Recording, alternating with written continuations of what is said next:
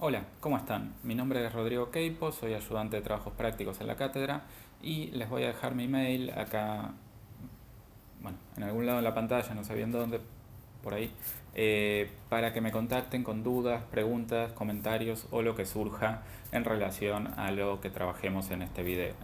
En este video vamos a desarrollar una introducción a la psicosis en Freud. Una introducción posible, entre otras, porque va a estar orientada por los textos de las comisiones de historiales. En las comisiones de historiales vamos a trabajar tres momentos de la obra de Freud y su relación a los desarrollos que él hace sobre la psicosis. Ese es el camino que vamos a tomar hoy. Puede haber otros, de hecho, por ejemplo, en teóricos van a trabajar el pasaje de la obra de Freud a la de Lacan en un texto que se llama De la negación al seminario 3 de Fabian Schechmann, y ese va a seguir otros textos freudianos y va a hacer otro recorrido que seguramente esté en conexión con lo que planteemos hoy. Entonces, en este video planteamos tres momentos en la obra de Freud en relación a los textos trabajados en comisiones de los desarrollos que plantea Freud para la psicosis. Y lo vamos a hacer ciertamente desde una lectura lacaniana. Quiero decir, nos interesa ubicar cómo Lacan relee la obra de Freud para pensar las estructuras psicopatológicas, especialmente la separación estructural entre neurosis y psicosis. Entonces tenemos un primer momento donde trabajamos los textos, el manuscrito H de 1895 y el capítulo 3 de Nuevas puntualizaciones sobre las neuropsicosis de defensa de 1896. Un segundo momento donde trabajamos ampliamente el historial de Schreber, titulado Puntualizaciones psicoanalíticas de un caso de paranoia descrito autobiográficamente, de 1911, pero en este segundo periodo podemos agregar los textos que ya están en germen en el historial de Schreber, que van preparándose para hacer los textos sobre metapsicología de Freud, donde él articula los conceptos tópicos, dinámicos y económicos en relación a la represión, lo inconsciente, las pulsiones y, por supuesto, también la introducción del narcisismo. Y luego vamos a tener un tercer momento donde vamos a trabajar textos posteriores a el yo y el ello. O sea, Freud va a plantear, releer o repensar algunos conceptos de la teoría a partir de la tripartición que él introduce en ese texto, el yo y el ello, donde plantea esa segunda tópica, yo, ello, super yo. Ahí en ese momento vamos a trabajar el texto Neurosis y Psicosis de 1924 y La pérdida de realidad en la neurosis y la psicosis también de 1924.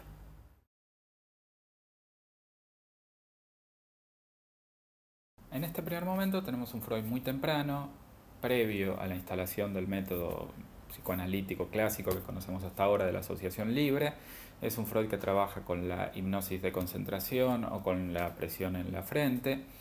Y es un Freud que va a pensar la psicosis, la paranoia en particular en estos ejemplos, como una neuropsicosis de defensa más. Es decir, que va a estar en la misma serie que la neurosis obsesiva, la histeria y la fobia. En este contexto, lo que diferencia a la paranoia de los otros cuadros va a ser el mecanismo de la formación de síntomas. Y este mecanismo va a estar dado por la proyección. Así como para la histeria está la conversión, para la paranoia está la proyección. Incluso están del mismo modo presentados estos tipos de cuadros que Freud va a decir atendí a la señora P, que es el caso de Nuevas puntualizaciones, como si se tratara de una histeria. O sea, aplicando el mismo método y atendiéndola de la misma manera. Vemos entonces que la diferenciación entre los cuadros no es tajante, no hay una diferencia estructural, obviamente, y lo que distingue a la paranoia, por ejemplo, de la normalidad, va a decir Freud, es el abuso del mecanismo de la proyección. Es decir, va a decir que la paranoia se presenta como un abuso del mecanismo de la proyección a los fines de la defensa. Es un tema por lo menos discutible. Es una cuestión gradual, es una cuestión de cantidad. ¿Cuándo es abuso? ¿Cuánta cantidad de proyección uno necesita para decir que hay abuso y que hay paranoia? Es un diagnóstico difícil de ubicar, por lo menos desde una lógica estructural. Otro obstáculo que encuentra Freud al atender a la paranoia como si se tratara de una histeria es que cuando él pide asociaciones a la paciente la paciente, en vez de recordar o plantear sus ocurrencias, alucina. Las voces le dicen lo que proviene de lo inconsciente, dice Freud. Esto a Freud le parece peculiar. Uno podría decir que, bueno, no solo es peculiar, sino que es bastante significativo, que tenemos una diferencia grande entre lo que sería la asociación en relación al recuerdo o a lo que surge como ocurrencia y la aparición de las alucinaciones. También vuelve a pasar en esta insistencia de Freud porque la paciente hable y diga algunas cosas que le pasaran.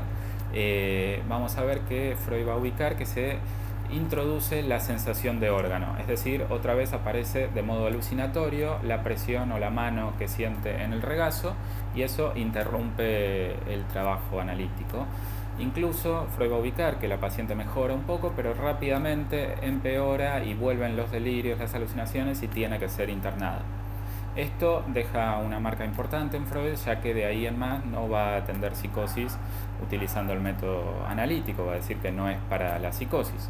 Pero eso lo vamos a ver más en profundidad en el segundo momento.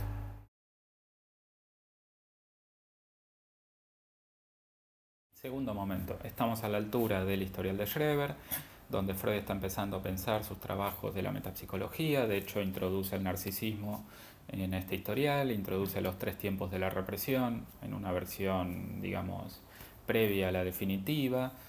Bueno, vemos cómo él articula todos estos conceptos, y en esa articulación ya podemos ver una diferenciación entre neurosis y psicosis distinta de la que planteábamos en el primer momento. En el primer momento ubicábamos una continuidad y ni siquiera podríamos llamar entre las estructuras.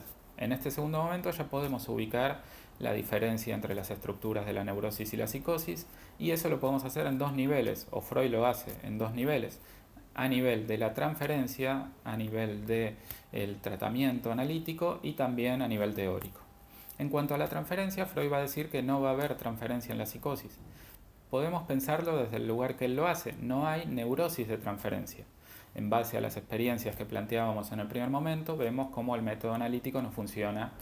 La asociación libre no es lo ideal para el tratamiento de la psicosis, salvo alguna escasa excepción, no es lo recomendable. Y entonces Freud va a decir, bueno, no atiendo más psicosis, el psicoanálisis no es para la psicosis. A Freud, sabemos, siempre le interesó mucho el tratamiento de las neurosis. Entonces no hay transferencia, pero no hay neurosis de transferencia. Uno podría decir, ya con Lacan, que sí hay transferencia en la psicosis, que no retrocedamos ante el tratamiento de la psicosis, y que podríamos pensar que justamente tenemos que ver la diversificación o la multiplicación de las transferencias justamente por cómo se presenta a veces masivamente en esa estructura. Pero bueno, eso quedará para otro momento. Entonces, ya a nivel clínico, Freud dice no hay transferencia. De hecho, hay una cita en la introducción al historial de Schreber donde dice, la voy a leer: la indagación psicoanalítica de la transferencia sería de todo punto imposible si los enfermos no poseyeran la peculiaridad de traslucir, aunque en forma desfigurada, justamente aquello que los otros neuróticos esconden como secreto. Es decir, que los neuróticos esconden o reprimen lo que en la psicosis o en la paranoia, como plantea Freud acá, surge a cielo abierto, como diría Lacan. Es decir, ya tenemos ahí un planteo, y dice Freud, la transferencia no es posible, y por eso puedo tomar el libro, las memorias del presidente Schreber, y con eso plantear una lectura analítica del caso. En el segundo nivel tenemos la articulación o la definición teórica más tajante a nivel estructura, donde con la introducción del narcisismo podemos ver que no es lo mismo una fijación en el autoerotismo o en el narcisismo que en la elección de objeto. No es solo una cuestión descriptiva, sino que es una cuestión de estructura. Freud lo ubica en el texto de narcisismo, donde dice no es lo mismo la reversión de la libido que la introyección de la libido. No es lo mismo que la libido vaya a la fantasía que vuelva al yo como en la megalomanía. No es lo mismo la fijación al narcisismo que el avance del desarrollo libidinal. Los distintos puntos de fijación nos van a plantear una lógica diagnóstica, y una lógica diagnóstica estructural. Igualmente tenemos otros problemas en el historial de Schreber, que es que Freud no termina de ubicar un mecanismo específico para la psicosis o la paranoia.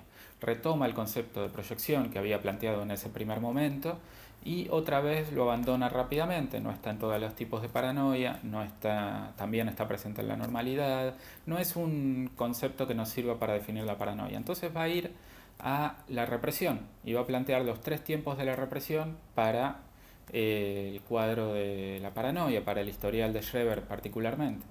El tema con la represión es que uno dice la represión es el mecanismo de la neurosis.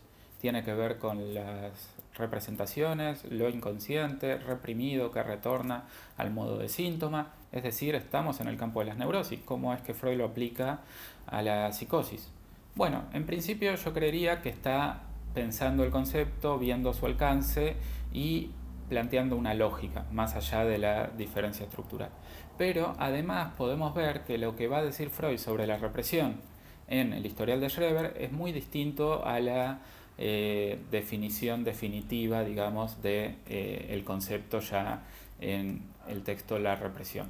Va a ubicar Freud ahí, por ejemplo, puntos de fijación distintos, va a ubicar que el avance de la libido deshace la represión o que el avance del delirio cancela la represión, cosas que no va a decir en otro momento. Justamente uno puede pensar, por cómo piensa Freud la represión, el avance libidinal justamente refuerza la represión y el avance del delirio o el retorno de lo reprimido no cancela la represión, viene con la represión, o sea, es el mecanismo que es la contracara de la represión. Si hay represión hay retorno, no la cancela sino que da cuenta de ella, o sea, habla de la represión en modos que después va a abandonar. Evidentemente la represión tampoco es para la psicosis y entonces deja planteada la pregunta por cuál será el mecanismo. Eso es lo que va a retomar en el tercer momento que trabajamos a continuación.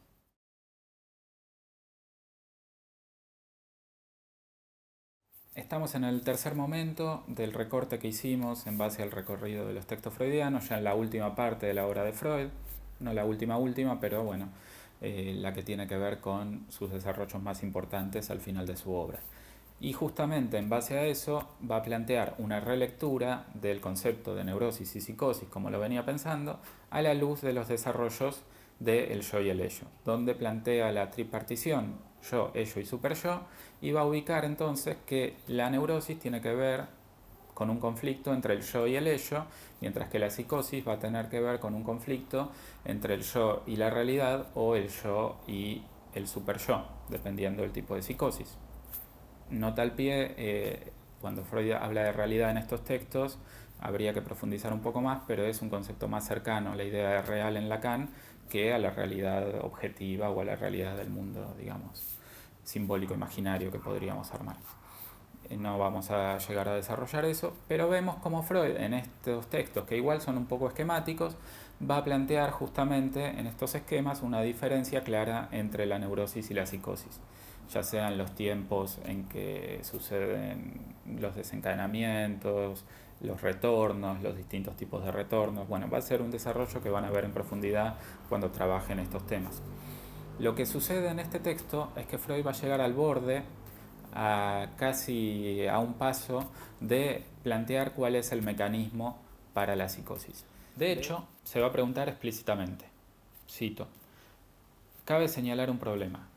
¿Cuál será el mecanismo análogo a la represión por cuyo intermedio el yo se deshace del mundo exterior?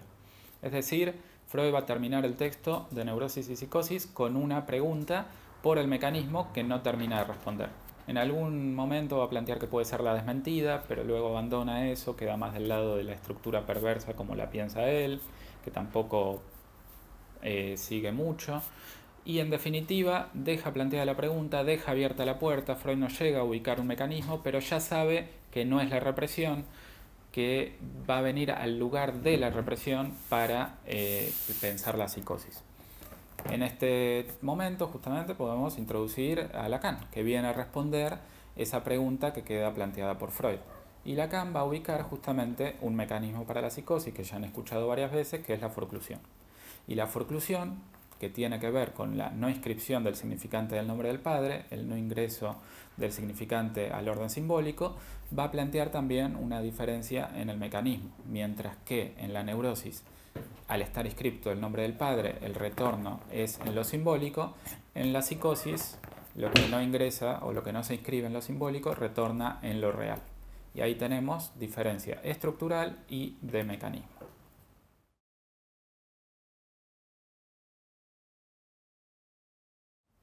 Bueno, con eso terminaríamos, podemos cerrar este video, pero ya que estamos en este medio y para relajar un poco de la gris teoría, quería recomendarles una película.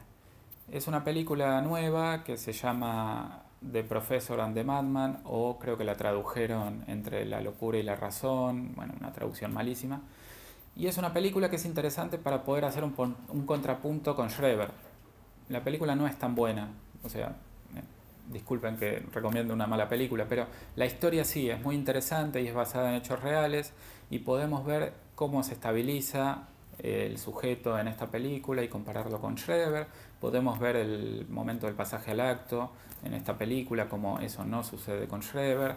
Bueno, hay varios elementos que podríamos articular y la historia, traté de conseguir el libro y no lo encontré, pero la historia es bastante interesante. Muchas gracias, espero que sirva este video y cualquier cosa me contactan. Hicimos 20 tomas y esa fue la mejor.